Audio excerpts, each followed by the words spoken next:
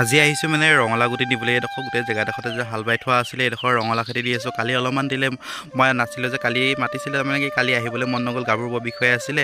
এইফালে গোটেইডোখৰতে এনেকৈ সেইফালে ৰচুন দিছে, তাৰপৰা এইডোখৰত দিব ৰঙালাও। আজি গুটি অলপমান কমা দেখি কালি আকৌ বৰপথাৰৰ পৰা দুটেমা গুটি লৈ আহিলোঁগৈ ৰঙালাও, তাপি আজি এইডোখৰত দি পেলাই 12টামানত যামগৈ। তাৰপৰা আকৌ বাগানটো সোমাব লাগিব, বাগানটো অলপমান কাম আছে। আজি দিনটো এনেকৈ যাবগৈ।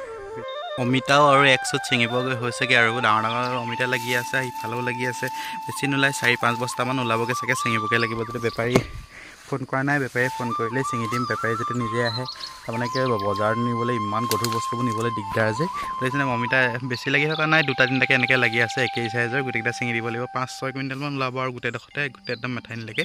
ৰঙালাও গুটি ব্যৱহাৰ কৰিছোঁ চাকাটা ব্ৰেণ্ডৰ। বৰ্তমান সময়ত চাকাটা ব্ৰেণ্ডটো ধুনীয়া হৈ আছে, আৰু ঠাণ্ডাকালি ইয়াৰ গুটিবোৰ তাৰমানে মোজোৰা মৰি নাযায়। কিছুমান ৰঙালাও গুটি ঠাণ্ডাকালি তাৰমানে মোজোৰা পৰি পেলাই মৰি যায়, ইয়াত সেইটো প্ৰব্লেম নিদিয়ে।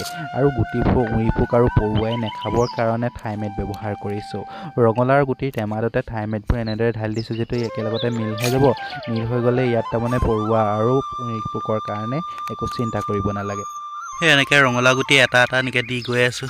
আলু দিয়া নিচিনা একেই, এনেকৈ কোৰৰ পাতিত বা নাঙলৰ পাতিত এনেকৈ এক লাইন বনাই লৈছোঁ, বনাই পেলাই এনেদৰে দি গৈ আছোঁ। পিছে গৰম যিমানে হৈছে, ঘামি ঘামি অৱস্থা নাই। দুটেমাই আছে, কিমান হয় আৰু 2টামান বজাত শেষ হ'বগৈ লাগে আৰু। এনেকৈ দি গৈ থাকোঁ, 2টামান দি পেলাই আকৌ বাগানলৈ যামগৈ। গোটেইডোখৰতে ৰঙালাই দিলোঁ। এতিয়া কিমান হয় আৰু 15 দিন নালাগে বাৰু, 10 দিনমানৰ পাছত ওলাবগৈ। ওলালে আকৌ আপোনালোকক দেখুৱাম বাৰু। এবাৰ যাওঁ বাগানলৈ মানে কি, পাত দিয়া মানুহটোৰ ওচৰলৈ যাওঁ, পাতৰ এজেণ্টৰ ওচৰলৈ। 15 দিনমানৰ পইচা পেণ্ডিং হৈ আছে, পইচাকেইটা আনোগৈ। তাৰপৰা পাত ছিঙা মানুহকেইজনীক আকৌ পইচাও দিব লাগিব। বাগানত এপাক সোমাই আহিম, বহিব, অকণমান হিচাপ নিকাচবোৰ চাবলগীয়া আছে। আজি কাম ইমানেই, এইকেইটা কৰি পেলাই এতিয়া আকৌ ঘৰলৈ যামগৈ।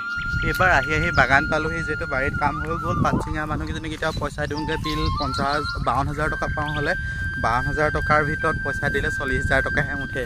উপায় নাই, দিবগৈ লাগিব। এতিয়া 10,000মান টকা আকৌ দিবগৈ লাগে, তাৰমানে পাত ছিঙা মানুহকেইজনীক।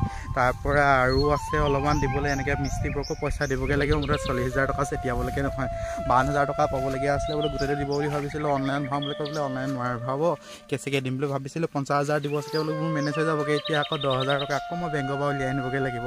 উপায় নাই আৰু। আকৌ মানুহবোৰ কি হৈছে, অনলাইন পে'মেণ্ট ল'ব নোৱাৰে যে, মিস্ত্ৰীবোৰে চব কেছ দিবগৈ লাগে। অনলাইন পে'মেণ্ট দিয়া হ'লেও বহুতকণ ৰেহাই পাওঁগৈ, তাৰমানে যাবগৈলগীয়া নহয় যে।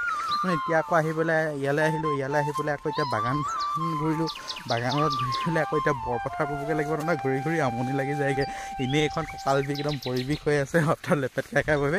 যি হওক নহওক বাৰু, আজি ভিডিঅ'টো ইয়াতে সামৰোঁ। ভিডিঅ'টো ভাল পাই লাইক শ্বেয়াৰ কৰিব আৰু চেনেলটো ছাবস্ক্ৰাইব কৰিব। ধন্যবাদ।